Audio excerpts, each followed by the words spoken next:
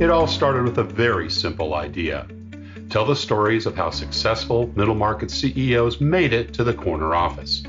I'm Brant Handley, founder and managing director of Resource Options International, or ROI. We're the USA's premier executive search firm focused exclusively on empowering middle market companies to attract, hire, and retain A players while transforming top executives' careers and lives. ROI's Into the Corner office is dedicated to discovering how middle market CEOs advance their career, and we're making these remarkable and sometimes quite unbelievable stories available to you for the very first time. Listen and learn about the challenges they've overcome, the interesting people they've met along the way, and the lessons learned that steered these executives' unique journey into a middle market corner office of their own. I know you enjoy these CEO stories as much as I've enjoyed recording them. So thank you for listening today. And if you like what you've heard, rate us on iTunes or wherever you get your podcasts. I'm looking forward to you joining me on the next great middle market CEO adventure into the corner office.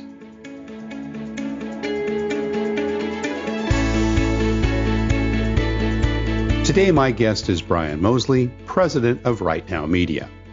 Right Now Media serves pastors, staff, church members, and other Christian business leaders by producing video-based Bible studies, creating leadership training resources, and hosting inspirational events and conferences in major cities around the globe. Brian leads this ministry with a quiet and determined leadership style. Right Now believes the mission of the church matters. Their ultimate goal is to encourage, inspire, and equip millions of Christians to be on mission wherever God has them, at their home, at work, school, church, or around the world. Brian graduated from Baylor University and then married his high school sweetheart, Julie. They have 4 kids together, Abby, Grant, Ashley, and Tristan, and 2 of their children came through fostering and adoption, so they're big fans of orphan care initiatives. They worship and serve at Allen Bible Church, where Brian is also an elder. Brian Mosley, welcome into the corner office. Awesome. It's great to be here. Thanks, Brant. It's so awesome to have you here. And gosh, I got introduced to your organization a couple of years ago. I was at the Current 19 for C12 Group down in Atlanta, Georgia, and all those terrific videos that you took. And, we were able to carry back all the messaging to our group. I'm just so excited to have you here and hear more about Right Now Media, which is where you've been for the past 20 odd years. But before we dive in there, I'd love to just hear a little bit about your early years. Tell us where you grew up and what your early family life was like, Brian. Yeah, I appreciate it. So I was born in Ohio, but we moved down to Texas when I was pretty young and to the Dallas area. So since about the age of 3, the Dallas-Fort Worth area has been home, always a little bit north of Dallas. I've got wonderful parents and a younger brother who's about 5 years younger than me, and then a lot of extended family here in the area as well. So this has been home. Really enjoyed growing up here, really enjoyed, met my wife here and her family's in the area as well. So this has been home for a long time, and as best I can tell, will be home forever. I love it. And what brought Dad down to the Dallas area? Well, and so it kind of intersects a little bit with my career story as well, Yeah. but he and my granddad started our organization, and they started it in Ohio and then moved down here to Dallas, like I said, in the early 80s. And they were doing a lot of travel at that point, especially international travel. And so the DFW airport made it easy to get to these places around the world they needed to go. And so here we are. That's great. And was it called Right Now Media back then? No, so when it very first started 40-some years ago, it was called Priority One. And so that was the main name of the organization for many, many years. And then, about 10 years ago is when we switched to Right Now Media. And Dad and Granddad started it together, or did Granddad start it and Dad join later? Pretty much together. Yeah. I mean, I think as the story goes, it was probably my grandpa's kind of driving force, but my dad was right there at the beginning. And even some other family were involved way back when. And then over the years, it, of course, grew beyond family. Wow, that's awesome. And has Mom been involved in the business as well, or was she in the early days? In the early days, not as much directly, but probably about 25 to 30 years ago, 30 years ago, much more directly. And so probably when my brother and I got to the age where we were kind of old enough to not need her at home, all the time, she was able to really more dedicate time to working in the organization, which is great. Awesome. So grew up in a Christian home, it sounds like. And how did that translate geographically?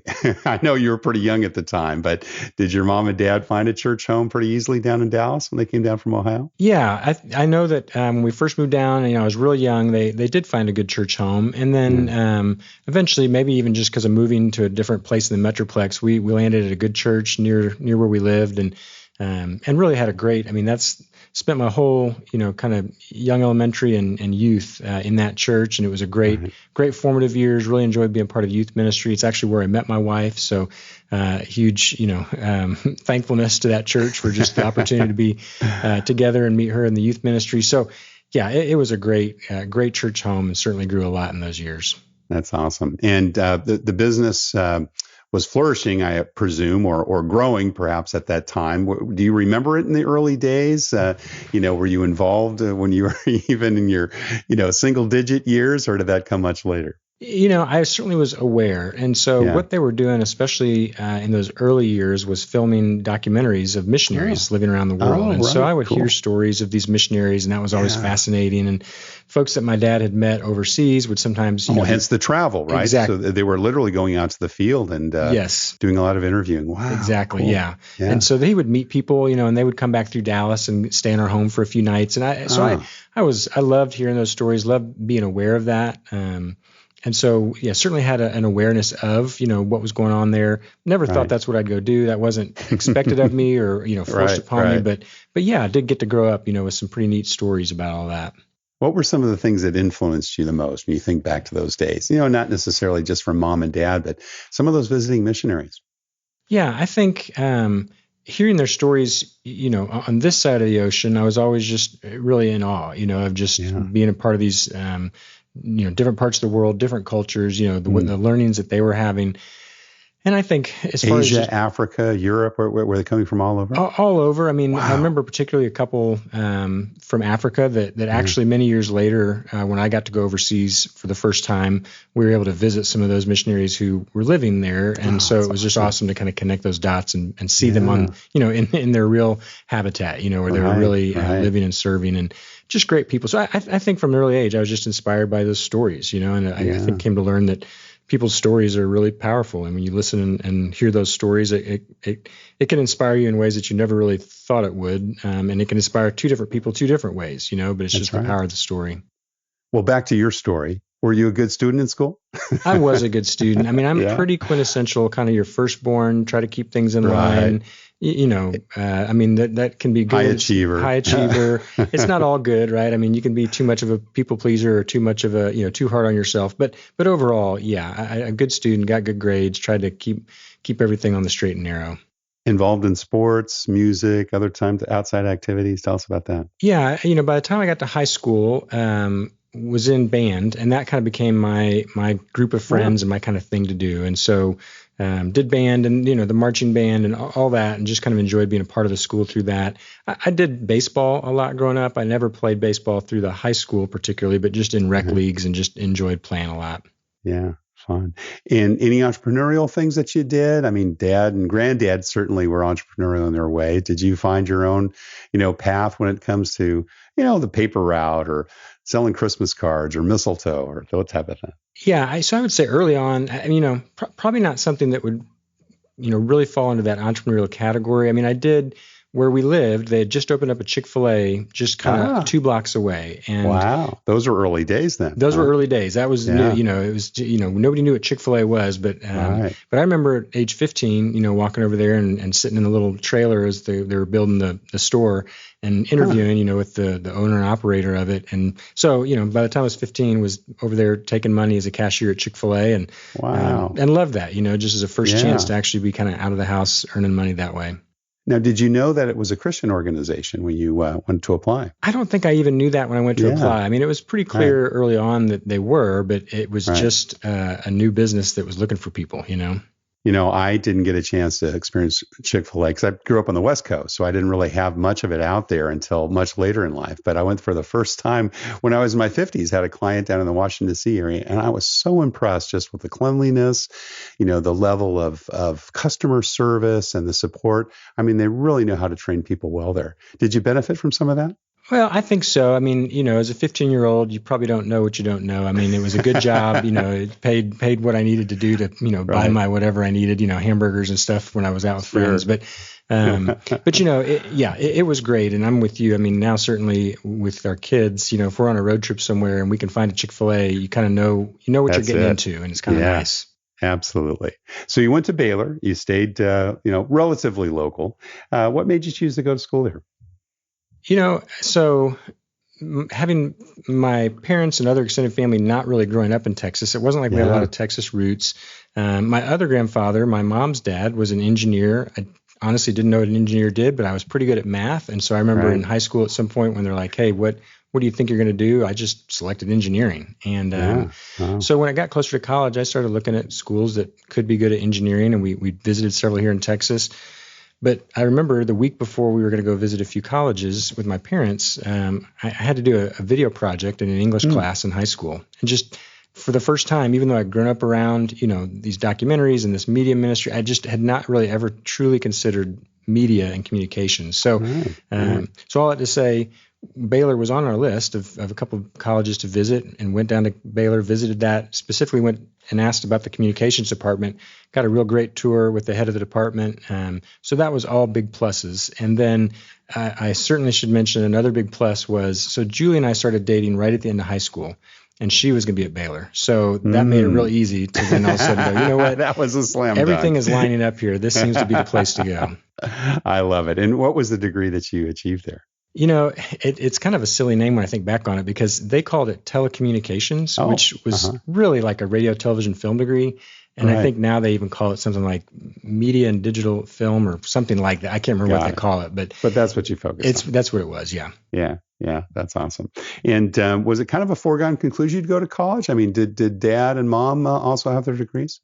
Yeah, I guess it was not, again, like a pressured thing, but probably, again, being that kind of good student, high achiever, getting good grades, I never thought anything other than this is probably what I'm doing next. So, that was a pretty foregone conclusion, at least in my mind.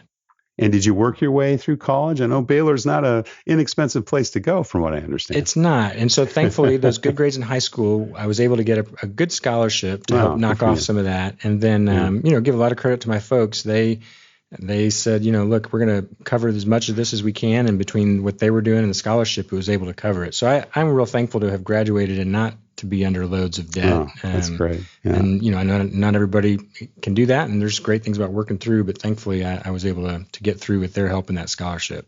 That's awesome. And did your younger brother go on to college as well? He did. And so he actually ended up at Baylor as well. Did he? Okay. Interesting. And I think in that regard, he was at least familiar with it and, considered some others, but Baylor's a great school and I had a great time there. So I think it was pretty easy for him to look at it and say, yeah, this may be a great place for me too. He's 5 years younger. So he kind of got to see me almost all the way through college before all the way through college before he started. I'm sure he came down and visited a couple of times. Yeah, definitely.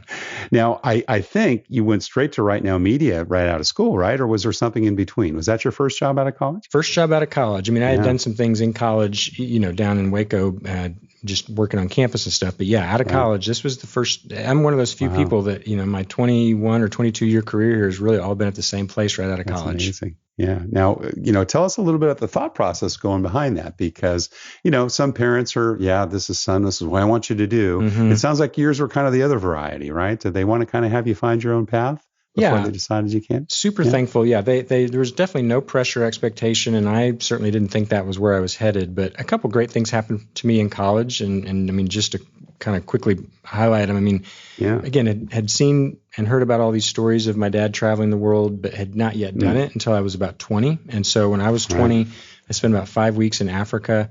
Part of that time was filming a story of missionaries living in East Africa. And then after the filming, which countries? In Tanzania. Flew through Kenya and then spent most of our time in Tanzania. And there was a team in a pretty remote part of the country. And it was a really mixed team. There was some Tanzanians and there was some people from Europe and there were some Americans, and it was just really cool to see and experience that firsthand. And so that trip was truly one of the more, pivotal moments in my life. I remember flying home, across the Atlantic, I mean, on the plane and going, okay, God, I could do more of that. What could that look like? How could I do that? Where should I go? What should I do? And, got me back to college. I began looking at, okay, what are the options? Where can a guy like me go who's studying communications and I'm going to graduate here in about a year or so? What are the options in front of me? And around about that same time, I don't know if you're familiar with this book. It's probably 25 years old now or so, called Halftime with Bob Buford. Oh, yes. Yeah. So that book is sitting on my dad's shelf. The author passed away just a year or two ago. He did, yeah. And so I'd met him earlier on. Yeah. And Bob Buford and I read that book. It was real pivotal. And then I had the privilege of interacting with him several different times over the years. And the tagline of that book is moving from success to significance. And the idea is, hey, you've kind of reached your midlife. What are you going to do now based on that success to have some sort of significance? And I don't know why I read it. Obviously, at age 20, I'm not. You weren't quite at the midpoint yet. I have no success to speak of. I'm not. That was the overachiever 40s. part of it. It probably was. But I just remember reading it, going, okay, I like what they're talking about here. I want to aim for the significance part now. And so so actually, it's reading that book and the name Halftime and what God did through the Africa trip and just some other great experiences that made me think, okay, I want significance now, right now. And so it was, as I was finishing up college, I went back to the board of directors at the ministry where my dad was and talked to them and said, hey, you have no, obligation to obviously say yes to any of this, but here's some of the things I'm passionate about. And I would like to start this kind of division or this segment underneath, the overall organizational umbrella called Right Now. And I'd like to help younger adults find opportunities to serve. And in that time, my main focus was really thinking, again, international missions. I'd like to help plug them into international mission opportunities right now where they can find that significance right now and do something significant right now. So that name was truly inspired by that Bob Buford book. And it was a great book, but it just wasn't really written for a 20-year-old, but it did make a difference in my life. Well, what an amazing impact. So Dad said, okay, son, come on board. Where did you start? In the kitchen? Pretty much. And so before that, before I graduated, I will say in the summers over college, I worked, in the shipping department, and was just helping shipping boxes for the ministry and that kind of stuff. So I loved, just kind of seeing things from that perspective. And then, when I started in 2000, I was kind of wearing two hats. On one hand, I was helping to start this new, Right Now division. And so that's where I got some of my first experience doing some leadership and trying to see something grow and develop. But then I was also a contributing part of our video production team. And so I was using some of the skills I had learned in college to help that team just produce some of the resources. So I was doing one of those two things, every day. And sometimes it would just kind of bounce back and forth. Now, they were operating as a nonprofit at that time, correct? Correct. And we still are, actually. Still are to this day. Yeah. And in those days, then, how big was the organization? Was it so 20 people, 50 people? In 2000, it was about, there's probably about 50 to 60 people on the team, thereabouts. Probably about a $4 to $5 million organization. Right. What was unique about us then and still today is, back in the very early days doing those missionary documentaries, everything was donor driven. And then as things migrated towards the production and distribution of these video resources, we were able to move from a donor driven model to a self-sustaining model. And so we've really operated that way for 30 years. And it was that way when I joined, and we've still continued to operate that way today. Right. So tell us about the progression then. Did you work only on Right Now then for those first early years and then kind of integrate the rest of the business over time? Or, how did that evolve? Yeah, it was, looking back on it, I would say it was a pretty organic process. And I have no, I wouldn't do it any other way when I think back on kind of how things unfolded. So for the first 10 years of my career, I was pretty involved in this, what I would call kind of a missions mobilization effort, and still connected to the video ministry and video production effort. But all along the way, my dad was really intentional with me and a couple of the other young leaders of just, it was intentional, but it wasn't formal. There was this kind of mentoring and training that was just, okay, I'm going to give you a seat at the table, let you in on kind of how some decisions are being made, get your input. But obviously at a 25-year-old, I may not, take your input, but I'm just giving us that chance, to kind of speak into and listen to what was going on. And so it was, again, very intentional, but not necessarily formal.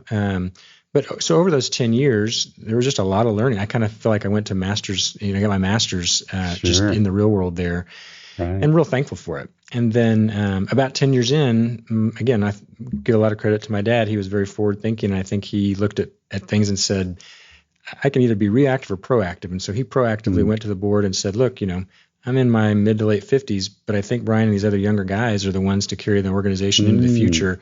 I think it'd be better if I stepped back. They stepped up, grabbed the baton, and went forward. And so he didn't disappear. He didn't, ride off into the sunset. He just took a back seat and said, I want to be here. More of an executive chairman, as we would say in the business world. Yeah. And so he was a great coach and sounding board and encourager from behind the scenes. And that allowed us, me and a couple other younger guys, just to take the baton and run with it. So that was about 10 years ago. And then so in these last 10 or 11 years, certainly it's not like, I've arrived and know it all now, but it was just continual learning process, but now doing it kind of from the corner office versus doing it from down the hall. Yeah. Now, is Dad still involved in the business? He is. He is. And so actually it's again, I couldn't script it any better. So in the last few years, we have really made an intentional effort to serve churches and organizations around the world. And so pretty big international emphasis. And so actually he and my mom are right at the core of that. So they are helping to make some relationships and help us to really work with some of the people we're working with around the world. And there's others that are doing that as well. But it's really a neat way, I would say, for them to kind of spend their final chapter of going, okay, we started this whole thing, specifically on international missions, and now 40 some years later, it's not missions per se, but it's actually working alongside the international church and saying, how do we serve and support them? So it's been a neat kind of full circle thing. How much of what the company was doing at the time that you joined, you're doing today?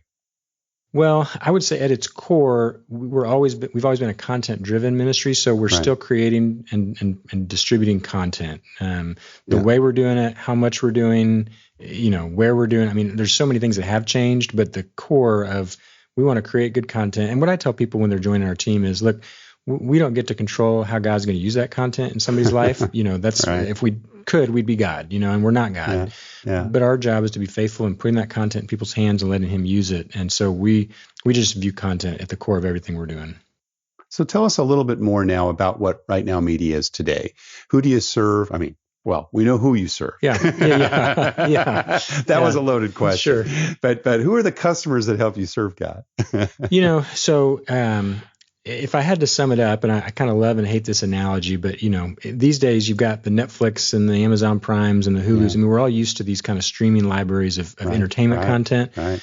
Well, similarly, we are an online streaming library of discipleship content that churches use. So we serve about 22,000 churches who they subscribe to Right Now Media. Globally, or just in the U.S.? That's globally. So of that, there's roughly maybe 1,500 or 1,800 of those that are currently international, and we're seeing those grow. And so those are groups that they are, customer, if you will, and we're trying to serve them well. And then once that church or that organization subscribes, then anybody in their church or the organization can create an account to Right Now Media. So we have over 4 million people with accounts to Right Now Media.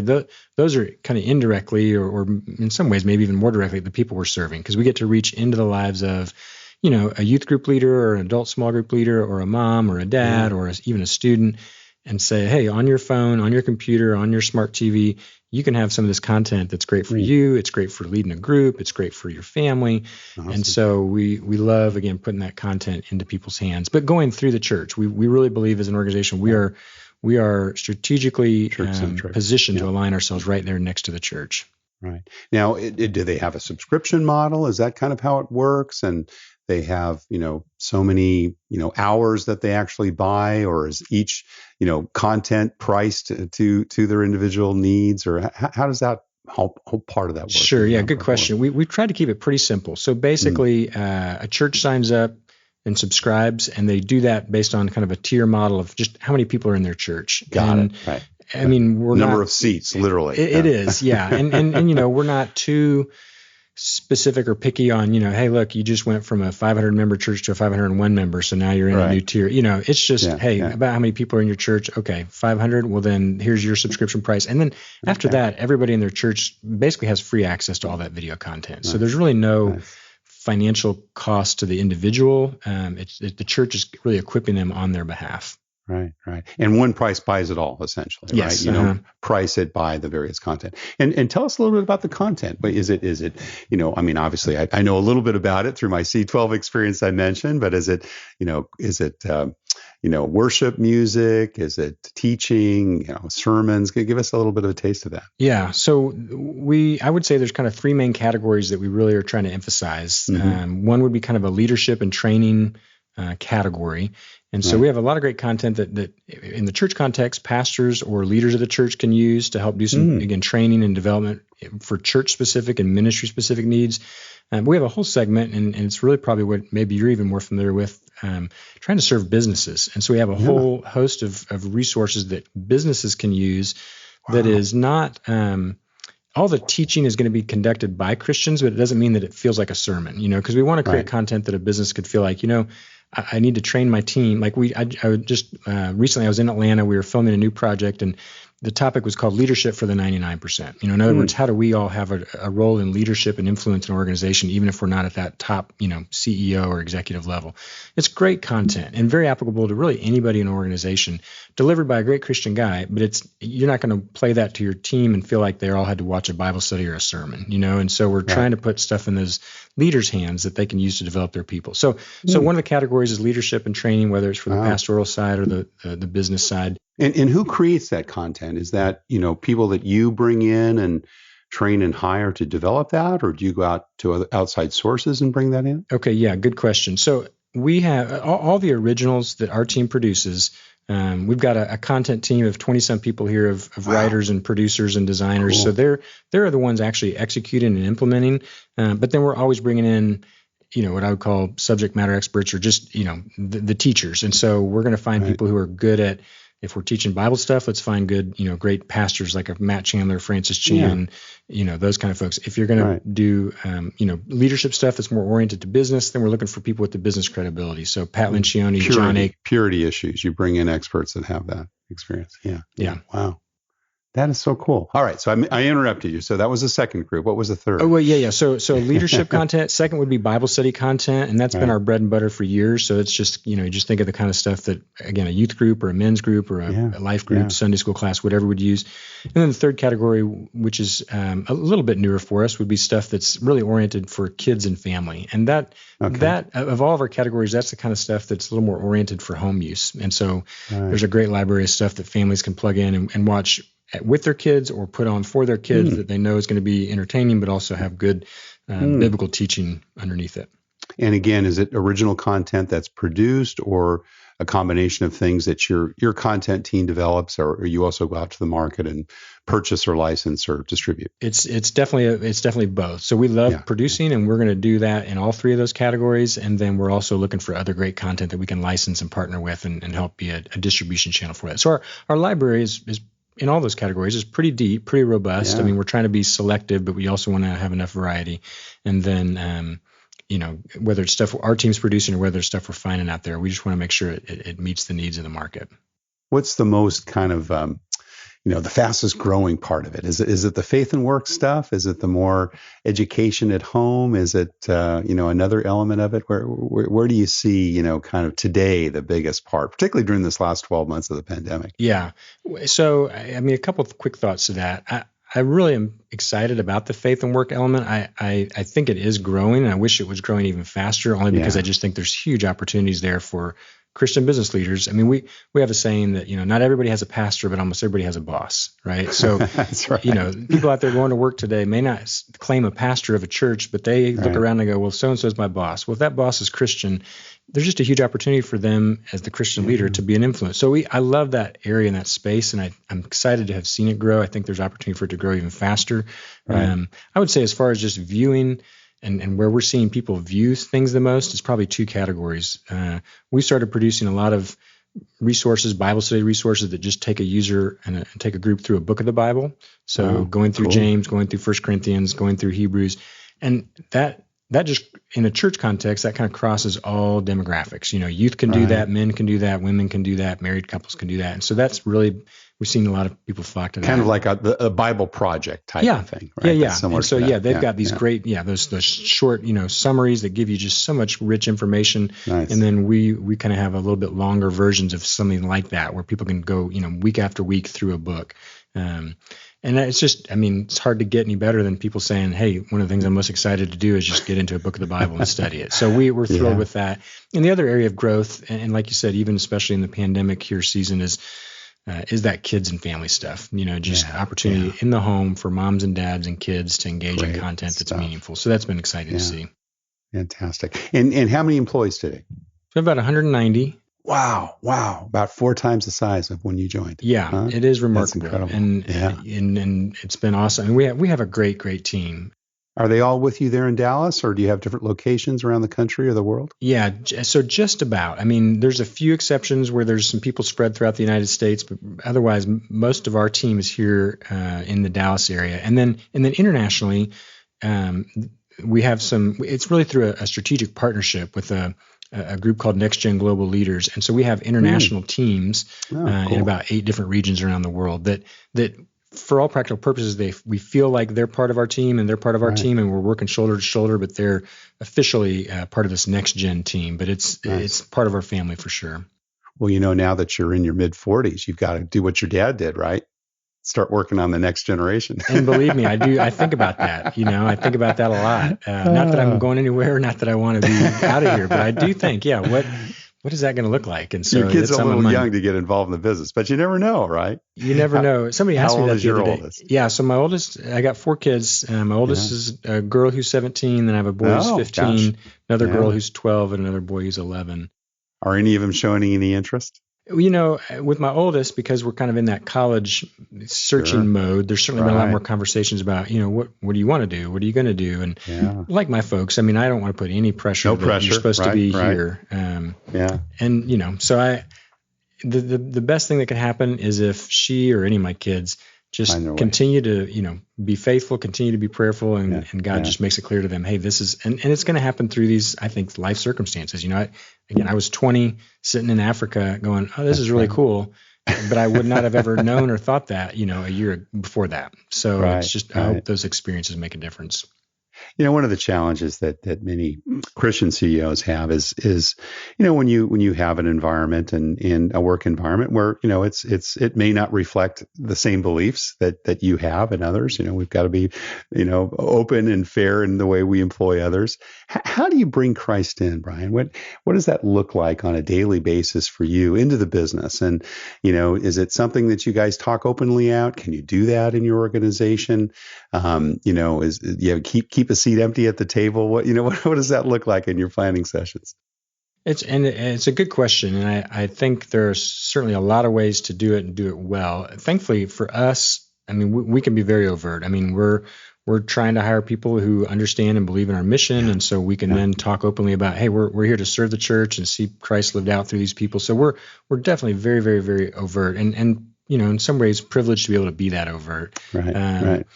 I would say in a maybe a weird way, what we almost try to battle more than anything is we're not a church, and we don't want to be people's church. Sure. I don't want to create such an environment here that the team feels like, oh, okay, I don't really need to be plugged into a church because I do Bible study with my office. I pray at my office. I have these connections and community there, and we want there to be certainly freedom for people to pray for each other, pray with each other, share things that are meaningful with each other. But we also have tried to be careful to not be somebody's church. And so we're always encouraging people, look, we want to be a great team here and a great, source of inspiration and help to each other, but don't forsake, your local church, because that would be a shame. So we almost have the counterbalance of trying not to be too churchy to the point where people feel like, okay, you've checked that box for me. Yeah. So, in your business meetings, do you pray before you actually have a planning session? Is it less overt than that? I mean, what does that look like? Yeah, it's pretty organic. So, I mean, there are certainly meetings that we'll pray for the meeting we're about to have or some of the decisions we're making. Certainly we'll pray for people on our team that we know are going through some difficult times or have some good things going on. We're, especially when it comes to the content conversations about, what should we be working on and who should we be talking with? There's deep conversations about even, theologically, are we okay going this direction or that direction? And so you're kind of talking about some of those issues that come up. I mean, so it's, there's, I think, a pretty decent amount of faith-driven discussion. And again, I'm an introverted person, so my personality doesn't mean that this is the case for everybody on the team. I mean, I'm not. I think I'm pretty vocal and bold, but I also don't want to be. I don't know what the right word is. Manipulative. I don't want it to be like, hey, this is all so spiritual that you can't even disagree, or we can't even have a discussion because it's already a foregone conclusion that somehow this is exactly what God wanted us to do. And so I don't know. I want to be careful about that too. How would you say your leadership styles evolved over these last 20 years?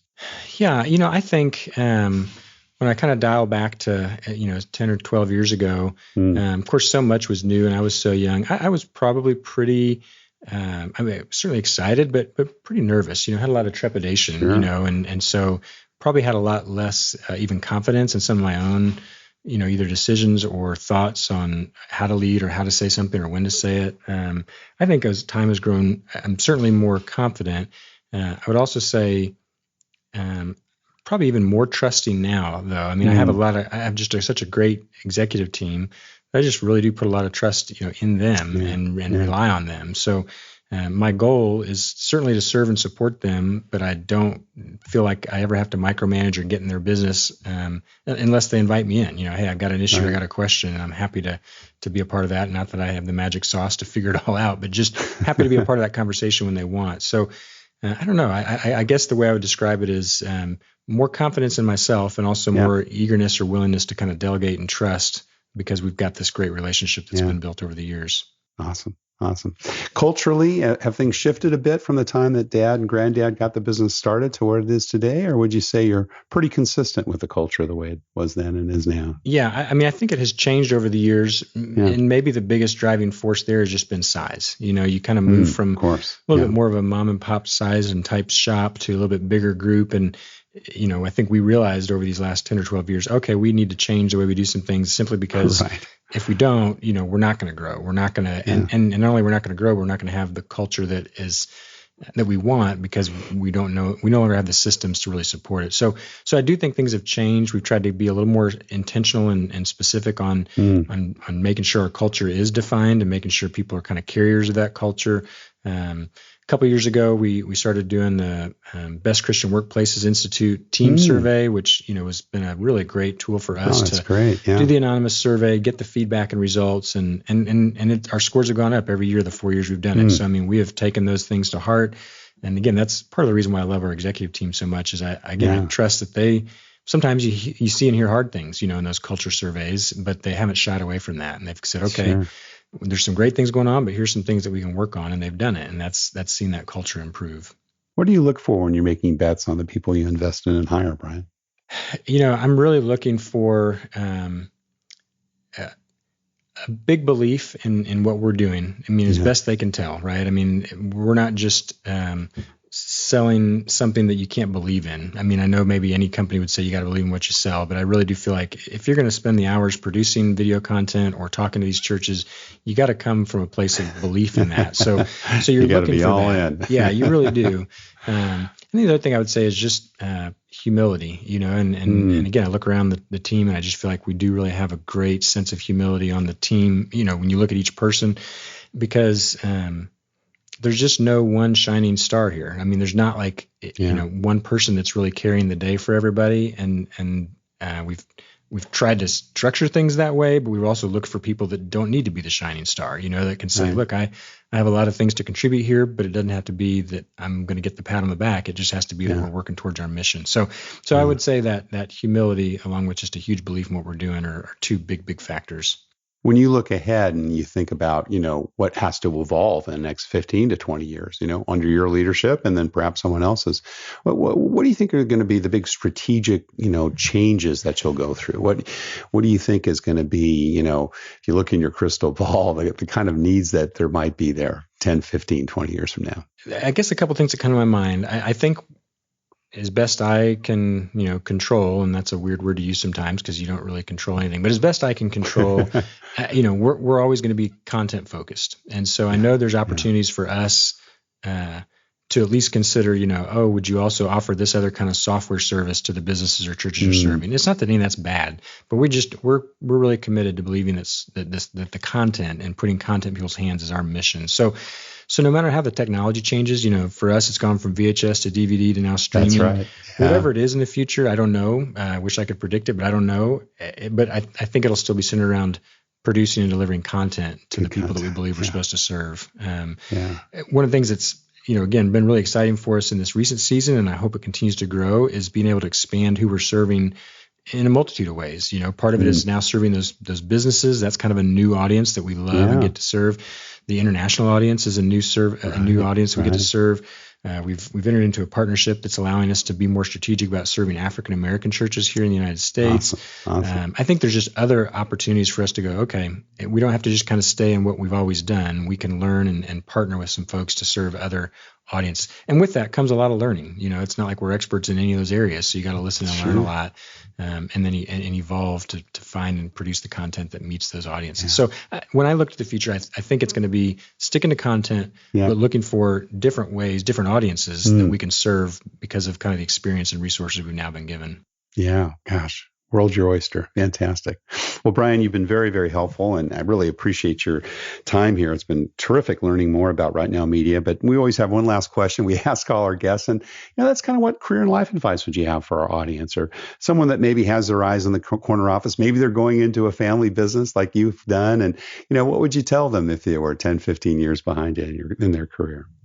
I think if I think back on what I've experienced, both good times and even hard times, or good decisions and bad decisions, I would say, you asked about it earlier, Brand. I mean, the culture, to me, if you're going to sit in the corner office, a big focus of your time has to be on creating, fostering, and developing that culture. So if you're not there yet and you have eyes to get there, you got to be a student of culture, which really means being a student of people, listening to people, learning about what makes people excited and motivated to do what they want to do, listening to where they get frustrated and feel like, why did we lose that good person? Why are they no longer here?